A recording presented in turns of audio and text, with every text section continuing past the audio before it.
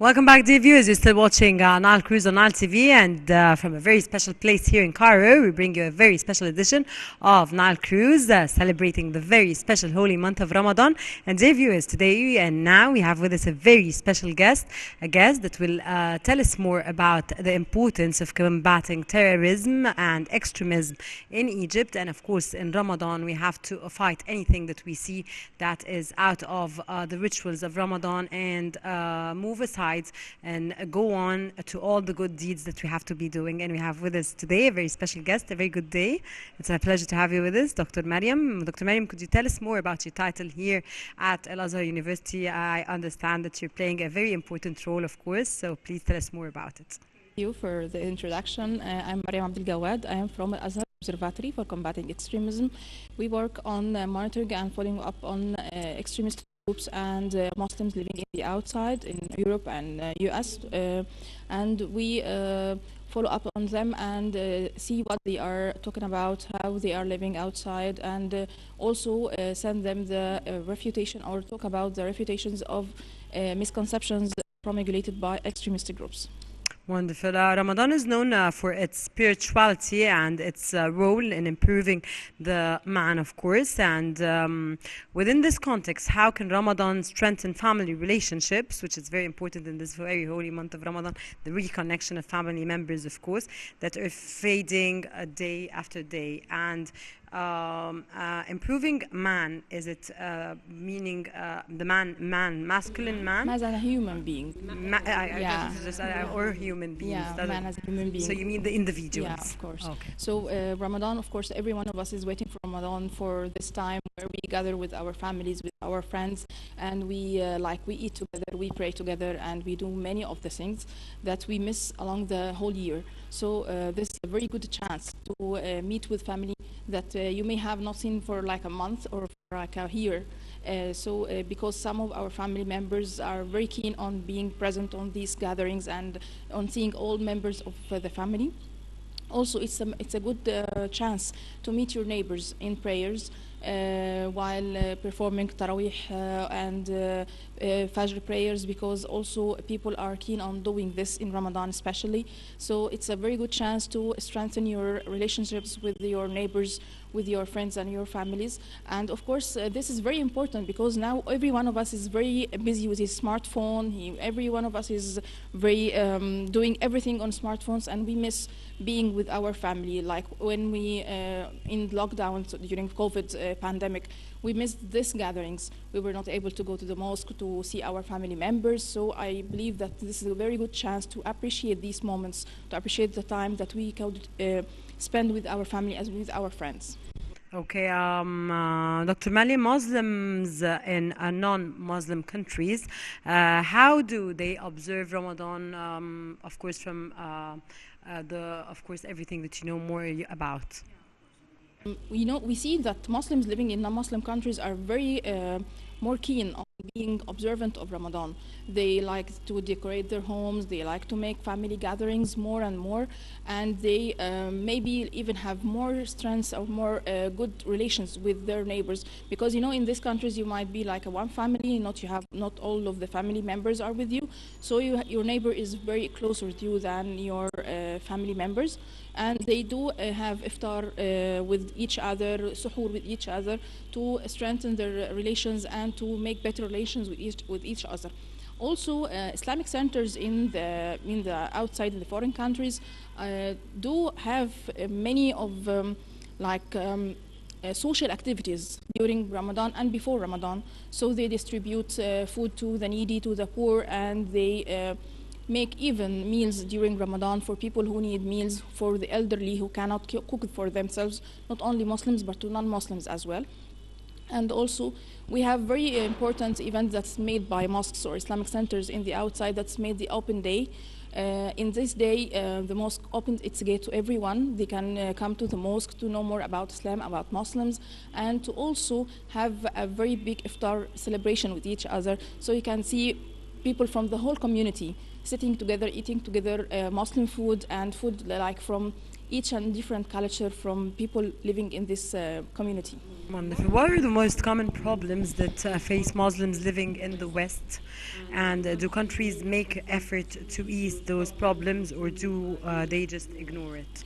I believe that the most common problem is the long fasting hours and long working hours, because Can we help the long fasting hours? Is it true that we can fast for less hours at the convenience of other countries? Is this okay? Yeah, some scholars say that it's okay if your fasting hours is very long, like 22 hours of the day. It's very, very long, that you don't have except for 2 hours to break your fasting.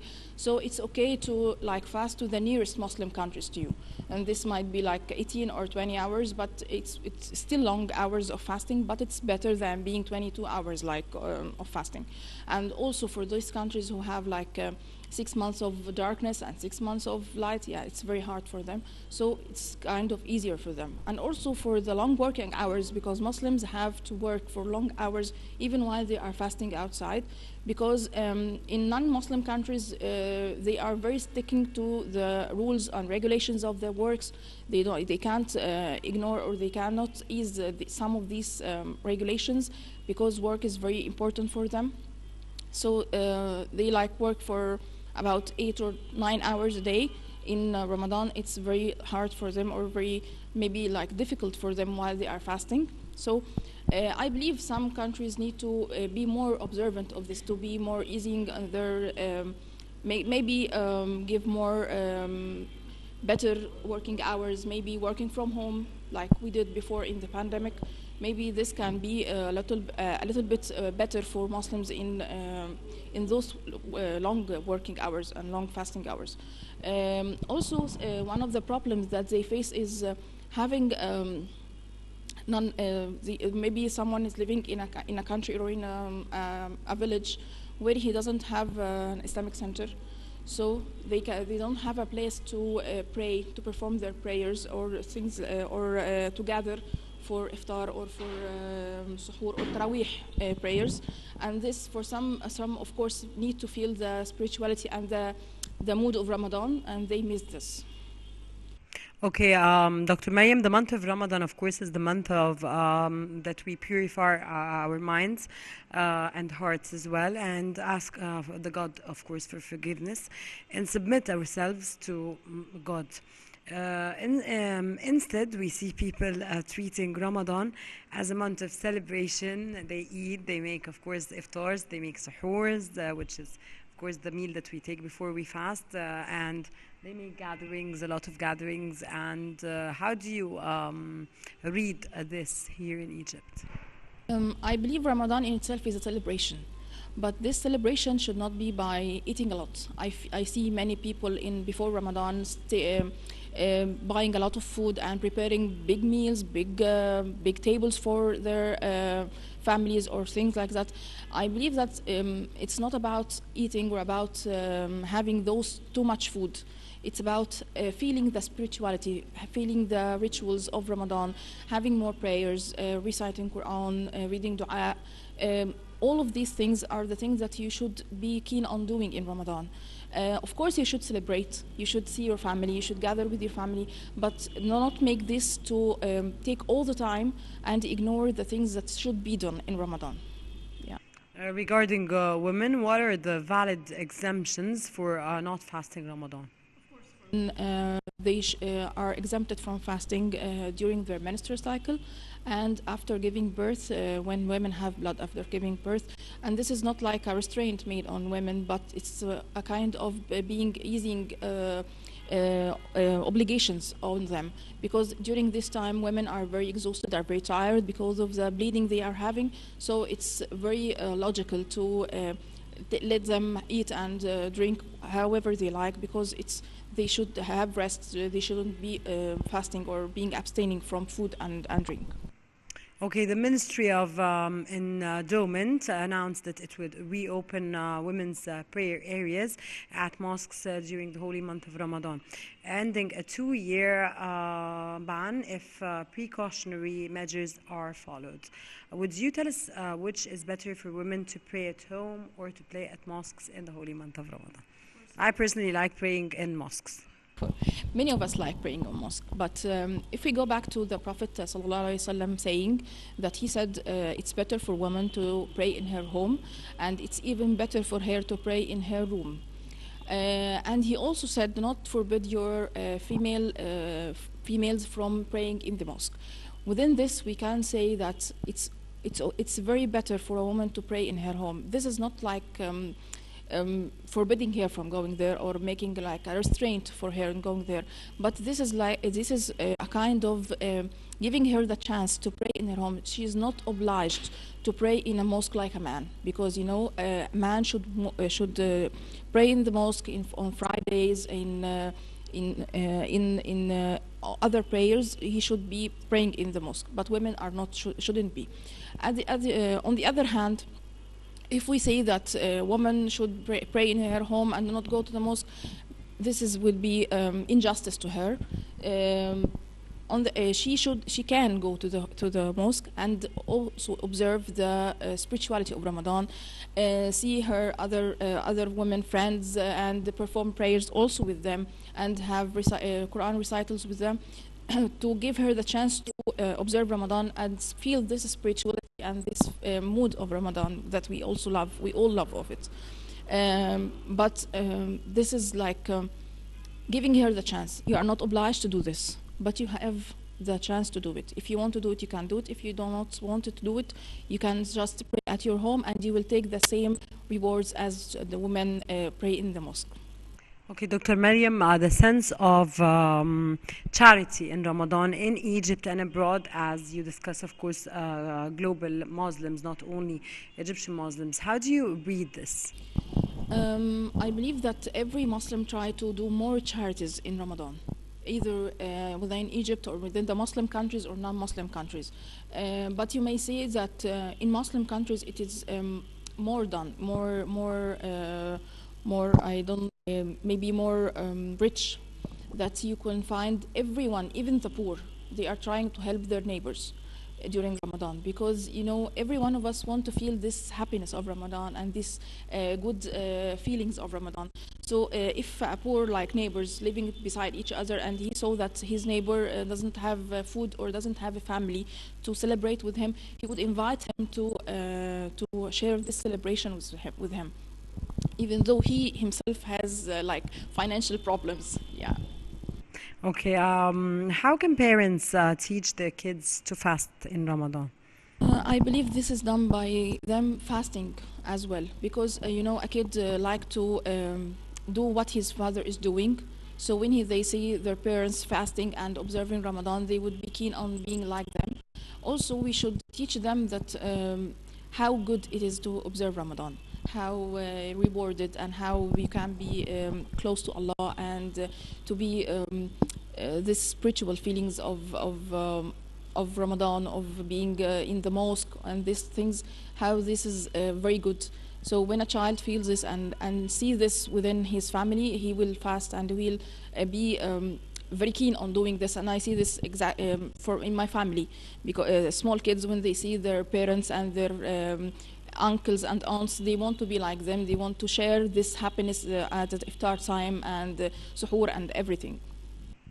Dr. Mariam, I see that in this very special days, and nowadays especially, kids are very keen, and teen girls are very keen, and boys, of course, are very keen on their prayers. They're very keen on the fasting. They're very keen on the idea of this holy month of Ramadan as a whole, and they've become different than in the past, when they didn't used to give so much care for Ramadan. Of course, those that don't care exist, but I see that the more people now, or more kids are into this very important holy month of Ramadan, and they pay very much attention to their prayers, to the reading Quran, and to fasting, to spending time with their families. They think a lot before they go to iftar with their friends, whereas at the same time they're very keen to go out with their friends, but at the same time they want to spend